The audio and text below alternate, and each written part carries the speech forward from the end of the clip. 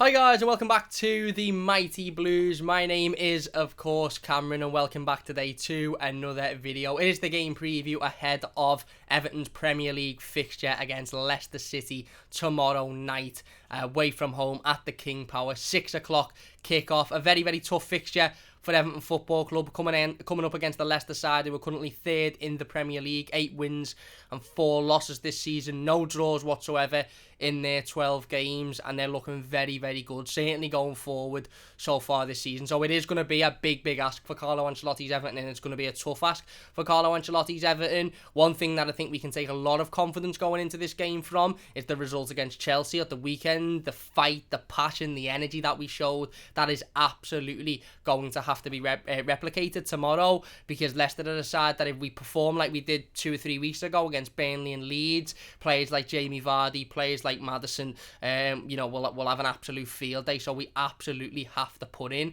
the same level of performance in regards to fight and passion that we did against Chelsea a couple of days ago. And that performance against Chelsea was absolutely fantastic. I sat here yesterday on the live stream and spoke about it, and spoke about, for me, it could even be seen as our best performance of the season in terms of, us turning up and defending like an organised unit, and defending like a team. Everybody seemed to know their role. Everybody was organised.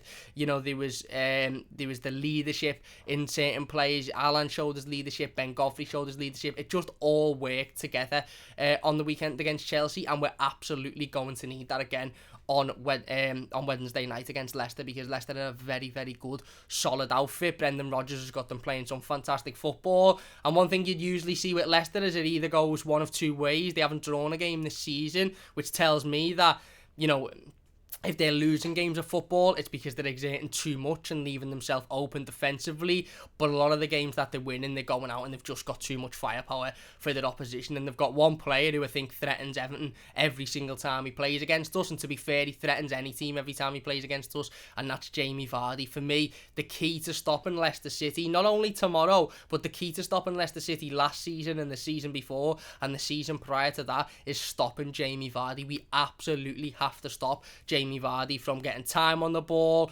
from running in behind the defenders, from getting opportunities, because he is a clinical finisher, and he has been for quite a long time. And like I said, I take a lot of confidence from that Chelsea performance, because I've seen how well we can defend. If we defend like we did at the weekend, I think we can be okay, because I think we've actually got the firepower in attack to hurt that Leicester defence. We'll talk about some of their recent results in a moment, and some of the games in which they have sort of been exposed defensively. But I also think, I look back only 2 or 3 weeks ago and seen how we defended against Leeds, where we allowed Rafinha to shoot from 25 yards, same against Burnley, and you think if we put in that type of defensive performance, then we probably will struggle. But you have to be confident going into this game. Look, it's going to be a very tough game. Very different circumstances to the one against Chelsea as well. Obviously, there was 2,000 fans back at Goodison Park. For me, I think the noise that those 2,000 fans created, you would have swore it was 20,000 sitting and watching on television. I think, a large part of that win on Saturday goes down to those fans being back at Goodison Park, whether that was because the players didn't want to let the fans down, whether that was because Carlo Ancelotti's team talk in terms of going out and saying to the players, look, you need to perform at the same level as you did 12 months ago when Duncan took charge of the team against Chelsea at Goodison. We spoke about players like Alan, who seem to thrive when they've got that crowd and they've got that energy, behind them. The 12th man, Ben Godfrey spoke about it in an interview today put out by Everton. The crowd with the 12th man on Saturday, and obviously we won't have that down at Leicester, so it is going to be a difficult game, and coming up against the side that are in decent form at the moment. They are not the perfect team. They're a very good team and an organised side, managed by a decent manager in Brendan Rodgers, who's been at that upper echelon of the league. But for me, Leicester are a team that I think come the end of the season will probably be thinking, right, okay, we should be in and around those European places, certainly in and around the Europa League places, and maybe even potentially pushing for the Champions League. Now, some Leicester fans might, argue with that one, because they're currently sitting third and they've got every chance of winning the league as Chelsea and Tottenham and Liverpool have. But I just think come the end of the season, when results sort of balance themselves out, I think they'll definitely be a team that are fighting for the European place. So it leaves them in a similar situation to ourselves in that matter. And that makes this game all the more important, just to go out and get the 3 points. Carlo Ancelotti has had his pre-game press conference today. We were all awaiting this press conference because obviously we wanted an injury update on James Rodriguez. Carlo said before the game against Chelsea that he definitely missed the Chelsea game, but he might be back for the Leicester game. We wanted an update on Seamus Coleman. Again, Carlo said very similarly about Seamus Coleman before the Chelsea game. And Carlo gave an update on both of those players as well as Fabian Delph. He said that Fabian Delph will be unavailable for this one. He said that he chose to rest Seamus Coleman and give him a little bit more time to recuperate and get over his injury, so he won't be available. And James Rodriguez has started individual training. And the situation regarding his injury is being monitored day by day. And, you know, we don't know whether he'll be back for Saturday. He certainly won't be back for tomorrow. We don't know whether he'll be back for Saturday. If not Saturday, he should be back for the midweek game next week. But again, he started individual training and he's being monitored day by day, is what Carlo Ancelotti said. So, again, I think sitting here at 12 o'clock, you know, this afternoon or even yesterday, or basically from Saturday at 10 o'clock to before Carlo's press conference, we were all sort of sitting there thinking, well, what happens if James returns to fitness? What happens if Seamus returns to fitness? Do you take Mason Holgate out of that right back spot because he was perfect, he was brilliant against Chelsea? Do you take Alex Iwobi out from the right hand side, who had a very good game as well? So I think this is a little bit more of an easy decision, obviously, because we'll go through my predicted starting 11 in a moment. But the fact that Carlo come out and said in his press conference, he spoke about James, which is fair enough, and he said, look, he's still training individually, he's got a slight problem, it's nothing too serious, but he's not ready to start yet. But the fact he said about Seamus Coleman, look, we're going to give him a little bit more rest to recuperate, just shows how impressed Carlo Ancelotti was with that defensive performance on Saturday and with the performance of Mason Holgate, because I do feel like there's been times this season, not so much with Seamus, but more so with James Rodriguez, and maybe even, you know, a couple of other players, where Carlo has sort of said, well, right, okay, they could do with having a little bit more rest, but realistically, we need them in the team now because we're performing poorly without them. Certainly with James Rodriguez, I think this injury that James has got is the same injury that he picked up in the Merseyside derby, which is quite ironic because of all the nonsense that happened over certain injuries in the Merseyside derby. This one hasn't really been spoke about, but James Rodriguez has really suffered since that game. And yes, okay, he's played games and he's played 90 minutes in games, but he always seems to tail off towards the end of it, as if it's hurting him, as if it's continuing to come up.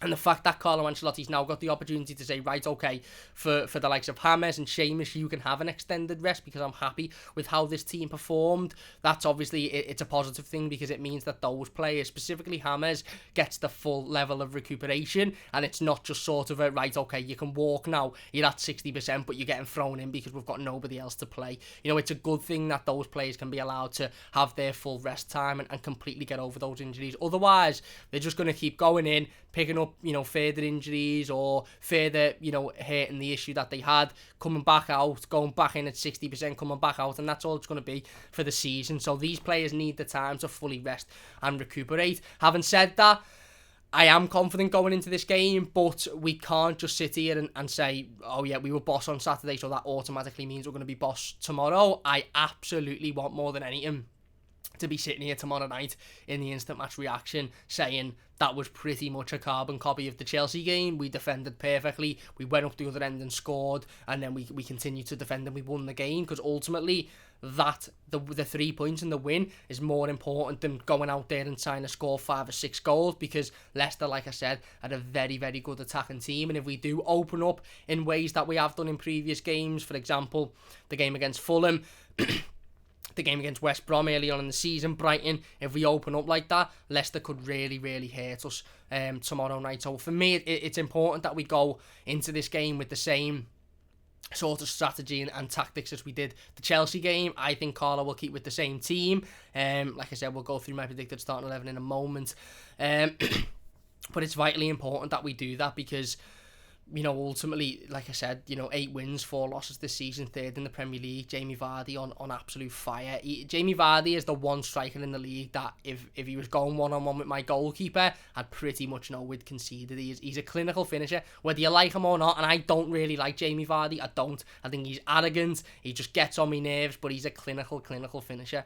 And, you know, like I said, defensively, we have to put in the same performance as we did against Chelsea. In fact, we have to put in a better defensive performance performance, because we can't really allow players like Maddison or Tielemans to get the ball from 20 odd yards and have a shot outside the box. So we need to be solid like we were on Saturday. And we could do with being a little bit more creative as well, and a little bit better with the opportunities that we have going forward. But it's going to be a very, very tough game. There's no doubt about it. It's not a impossible game to win. It's not one that I'm particularly afraid of. We've beaten Leicester before at their ground, and you look at the games that Leicester have lost this season. Obviously, they've lost 4. One of them was against Liverpool, which you probably don't take much out of, because Liverpool, again, are a good team, won the league last year. But look at the other 3 that they lost. They lost to Fulham, they lost to Villa, and they lost to West Ham. And no disrespect to any of those sides, and I know David Moyes has got West Ham playing very, very well at the moment, but they lost to West Ham at a time where West Ham weren't really playing brilliantly. They were starting to sort of improve their form,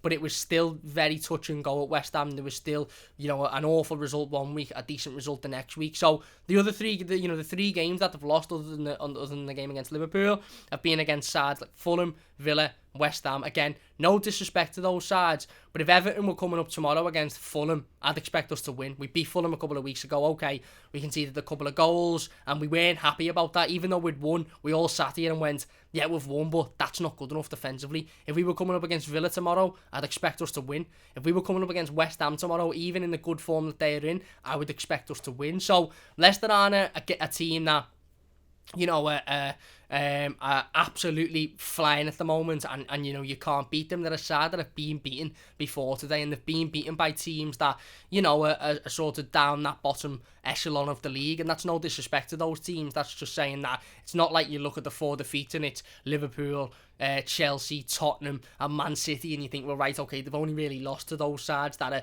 sort of fighting at the top of the league. They've lost to sides that are hovering around the bottom as well. He lost to Fulham a couple of weeks ago and they were dreadful, and I don't know why that is. I'm not a Leicester fan. I don't watch them religiously week in, week out, but I can only assume that's because in those games they've sort of gone for the kill a little bit too much, and they've left themselves exposed defensively, and teams have hit them on the counter-attack, got a couple of goals, and then they've been forced to sort of come out, and then the game's just gone in that way. But West Ham absolutely battered them. I remember the game against Fulham, like I said, they were awful in that game. So we should take a lot of confidence from that as well. We shouldn't bounce into it thinking, oh, they've lost to Fulham and Villa, so we'll be sad, because they've also beat some decent sides and doing well in the European campaign as well.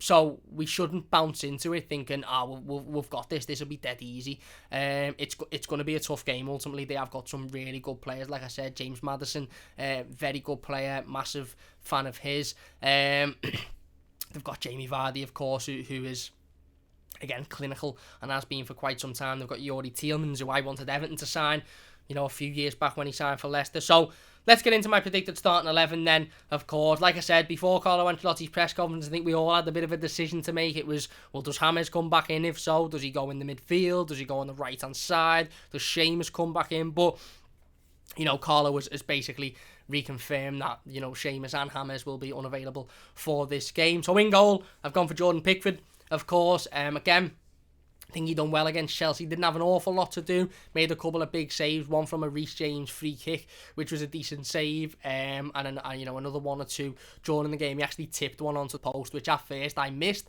But when you watch the replay, he does tip it onto the post.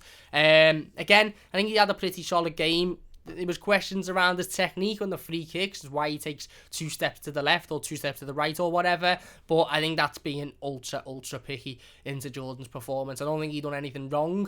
I don't think he had an awful lot to do, to be fair, but I don't think he done anything wrong specifically. So Jordan Pickford goes in goal. Backline, exactly the same. If it's not broke, don't fix it. That backline performed fantastically on Saturday, and I fully expect them to go out and, put in that same type of performance tomorrow. There's no excuse to not do that. Just before we go into the back line, what we saw on Saturday was players giving it 110%, players fighting for their badge on the shirt, players playing for those 2,000 fans at Goodison Park, players wanting to win, players wearing their heart on the sleeve, players showing leadership qualities, players acting like if they didn't win that game of football, it was the last thing that they'd ever do on the planet. And of course, that's a bit dramatic. It's not the be all and end all. It's football at the end of the day. It's not, end of the world stuff. But that is the bare minimum that we should expect. And I'm not saying that we only saw the bare minimum on Saturday, by the way.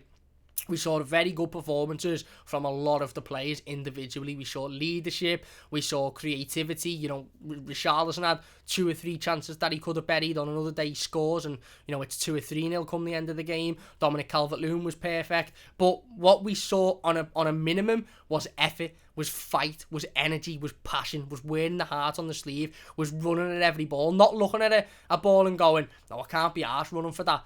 You know, which we've seen in previous weeks, actually going, no, I want to win that challenge. I need to get that ball back. I need to drag this team forward. That's what we saw from every player in an Everton shirt on Saturday. And I'll explicitly repeat this, and I'll repeat it until the cows come home, whether it be about the game against Leicester, whether it be about Arsenal on Saturday, whether it be about the Man United Carabao Cup quarter-final in a couple of weeks.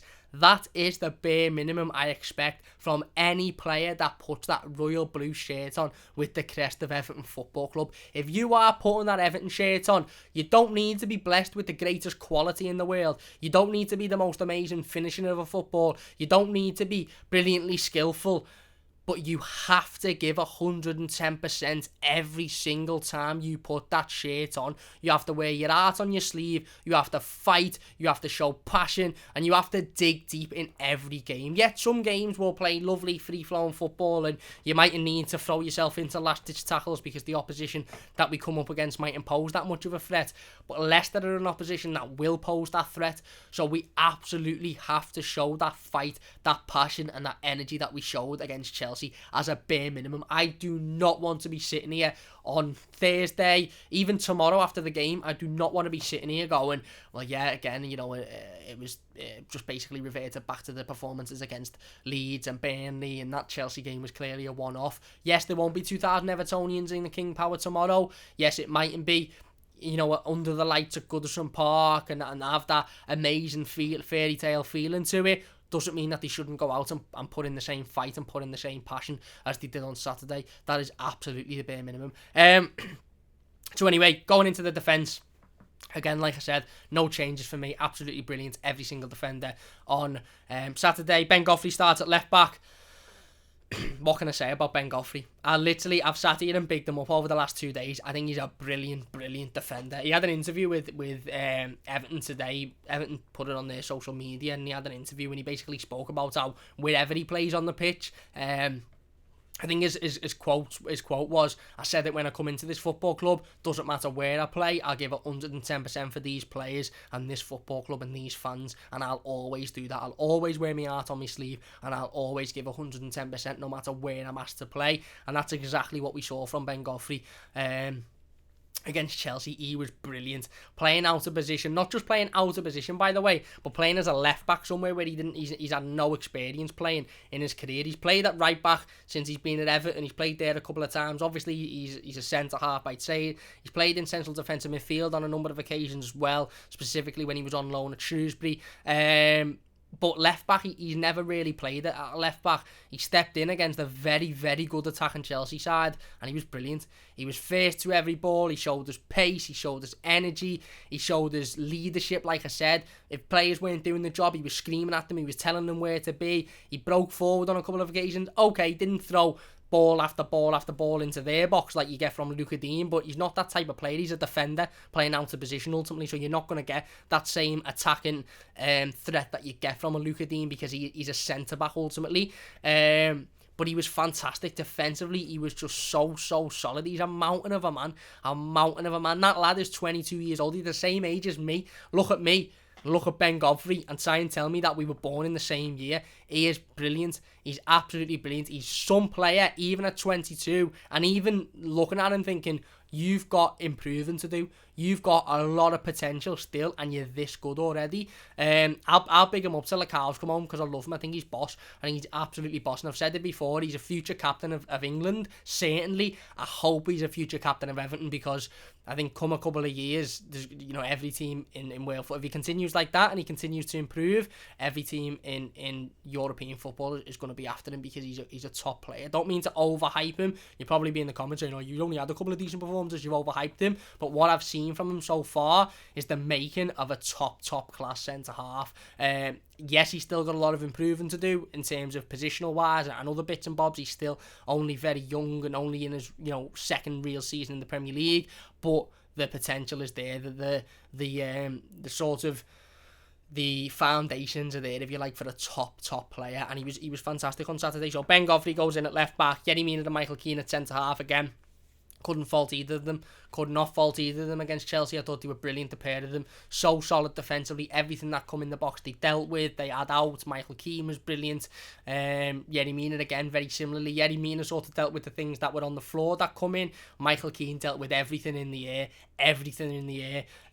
And, you know, again, there's no reason to take either of those two out. And Mason Holgate at right back. I said it yesterday in the review to the Chelsea game. I feel like we really started to see the Mason Holgate of last season back yesterday, and that's not necessarily a bad thing on Mason. Look, he's had a really, really bad injury, and obviously coming against Manchester United, it was clear that he wasn't 100% fit.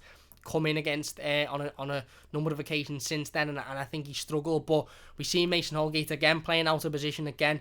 Not a natural forward-thinking fullback, but was absolutely brilliant defensively, so solid. Come forward on a number of occasions as well. Played it through to Iwobi and played some nice combinations there. And he was absolutely fantastic. And obviously, Carlo's come out today and said that he's going to rest Seamus Coleman, and Seamus isn't going to be available. So Mason starts again for me. So there you go, backline, easiest decision you'll make all season. We spoke 2 weeks ago, I think, about how Everton need to start adding some consistency to this team, adding some consistency to the defence. We can't just be chopping and changing constantly. We can't just be having Keane and Mina 1 week, then Keane and Holgate, then Godfrey and Holgate. It doesn't work. Find what's right and stick with it. And whilst Luca Dean and Seamus Coleman aren't available in this Everton team, what's right is Holgate plays right back, Mason plays right back, Ben Godfrey plays left back, Mina and Keane play centre half. It's not ideal because those two players that are playing a fullback are trying to build their career as centre halves and progress as centre half, but they're the best players for that position at the moment. So for me, that's how it stays. So Pickford in goal, Godfrey, Mina, Keane, and Holgate in the back line. Godfrey left back, Holgate right back. Midfield three, Decore, Allan, and Sigurdsson. Again, no changes. I said that at the start of the team. It's not it is a predicted starting 11 because Carlo could change something, but it's the same team as it was against Chelsea, because why change it? Why change a team that played so well and was so compact and so solid defensively? Again, massively impressed with Allan in the Chelsea game. I think he's the type of player who really, really feeds off that crowd interaction. Those fans that get on the back of referees, he then feeds off of that. The fans that get on the back of opposition players when they throw in a bit of a dodgy challenge, he feeds off that. He feeds off the energy in a stadium, and whilst okay, he won't have that on Wednesday night against Leicester, he has to take confidence from his own performance on Saturday, which was a brilliant performance, to be fair to him. It really, really was. So Allan starts again, similarly to Abdoulaye Doucouré. I was impressed with him on Saturday. Thought he used his body well, thought he was good on the ball. His passing range was good, much more improved than it's been in recent weeks. So I think he starts. And Gylfi Sigurdsson for me. Look, Gylfi Sigurdsson was one of those players that if James Rodriguez had been available, I was sort of humming and hawing whether he started in this team. The last thing we want to be sitting here saying tomorrow night is, oh, Gylfi back to his usual self. Is he one decent game and then he's back to walking around and not wanting the ball and pointing the finger? I don't want to be saying that. I really don't want to be saying that. Gylfi Sigurdsson has had a lot on his plate recently, clearly, with obviously the post that he's put up recently on social media of him and his wife announced that they're pregnant and certain things that surrounded that. And he played on Saturday like a weight had been lifted off his shoulder. He wanted the ball for the first time in a long time. Gylfi Sigurdsson wasn't standing around pointing. He was actively wanting the ball. He was wanting to create. I think he created more chances in that game than an Everton player has done for quite some time in the Premier League. He wanted the ball, he wanted to give it, he wanted to create opportunities for Dominic Calvert-Lewin, he wanted to take both penalties, he wanted to throw a challenge in, he wanted to get in the face of the opposition, he wanted to move himself about, he just wanted to be involved, which is something that we haven't been able to say about Gylfi for a while. So I think it's only fair that he keeps his place in this team. He didn't do anything wrong on Saturday, he scored the winning goal, which was a brilliant penalty. Hopefully that breeds a lot of confidence for Gylfi Sigurdsson, and hopefully we see the same style of performance tomorrow. And then the front three, Iwobi, Calvert-Lewin and Richarlison. Again, massively impressed with Iwobi the other day. Does he need to improve his final ball? Of course he does, because that's probably the only thing that's letting him down at the moment. But again, I think some of his link-up play with Mason Holgate, his work rate, his his skill and his strength on the ball is very, very good. He's very fast, and he's very good with the ball at his feet as well. So he beats players. He just then is let down by his final ball. But ultimately, if he can improve that, I think we have got a top player on our hands. And again, whilst James Rodriguez isn't fit, why take Alex Iwobi off, who's clearly confident, who's clearly enjoying his football, and is clearly playing well? Some people would argue with that and say, oh, he's not playing well, his final ball shite. He's playing well, whether you like it or not, whether you want to agree with it or not. He's playing well. He's getting involved. He's getting in the right areas. He's putting in decent balls. It's just that sometimes he's putting in woeful balls as well. But again, for me, keeps his place. And then, of course, Richarlison and Dominic Calvert-Lewin. Big game for Richie, this. Big game for Richie. He's in a little bit of a goals out at the moment. Obviously, he come under a little bit of crap from Chelsea fans, probably because he got into it and wound them up as well. But this is a big game for Richarlison. We had the little blip with the penalty situation against Chelsea. Again, for me, absolutely nothing in that whatsoever. That's a young lad wanting to score, wanting to get on the score sheet and wanting to end his goals out. And another player who, again, very similarly, wants to end the goals out, wants to give himself a bit of confidence, wants to improve, and practically Gylfi Sigurdsson takes the penalty, so Gylfi Sigurdsson took it. No big issue with that, and I don't think there was any big issue on the pitch either. I think it was blown out of proportion through slow-mo videos posted on social media. But Richarlison, for me, a big game for him. Not vital game, and if he doesn't score, it's not the end of the world, but I would love him to go out and score tomorrow. I would absolutely love it, because I think the confidence that would give him, he'd go sky high. He'd go absolutely through the roof. And I think as soon as he gets that confidence, he's going to be free-flowing and scoring consistently like he was last season. So hopefully he can get that goal tomorrow. But nevertheless, he starts, of course. And then Dominic Calvert-Lewin up front. Again, what's there to say about Dominic Calvert-Lewin? Even when he's not scoring or assisting, he's still putting in man of the match performances. His work rate is unmatchable. He's now sort of starting to think, well, okay, if I'm not in a position to shoot or score, I'll win a penalty, or I'll win a foul, or I'll get the best outcome for the team. And obviously, top goal scorer, absolutely brilliant form on the end of everything. And yeah, boss. Absolutely boss. So there you go. That's my predicted starting 11. The same starting 11 that started against Chelsea. The same team that played against Chelsea. And no changes needed for me. Unless there's an injury picked up between now and 5 o'clock tomorrow night, there should be no changes to that team. And I don't think Carlo will make any changes. He spoke about how impressed he was today in his press conference in the Chelsea game. And he spoke about how we need to go out and put a very similar performance in. And we need to fight like we did at the weekend. So if he wants that, then surely he starts with the same 11. But yeah, look, just to round this up, it's going to be a very, very difficult game for Everton Football Club. It certainly is. It's not going to be easy whatsoever, but we absolutely have to go out there and get the 3 points.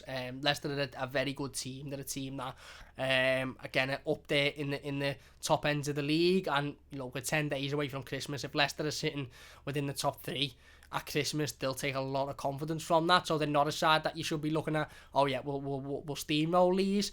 They're a good side. They are susceptible defensively, like we mentioned, the defeats they've had so far this season against teams that you'd think Everton should be beaten. Not that that's how football works, because it doesn't work like that, but I'm just saying that even the teams that are fighting at the bottom of the table, who have struggled to score, managed to score a couple of goals and get the 3 points against Leicester. So there's definitely weaknesses in that Leicester team that we have to exploit, but they'll be looking at us thinking there's definitely weaknesses in that Everton team that they have to exploit. So for me, said it before, the key to this game is to stop Jamie Vardy. Not just that Jamie Vardy is the only decent player in the Leicester team, by the way. Like I said, Yuri Tielemans, I think he's a great player. Maddison, I think he's a great player.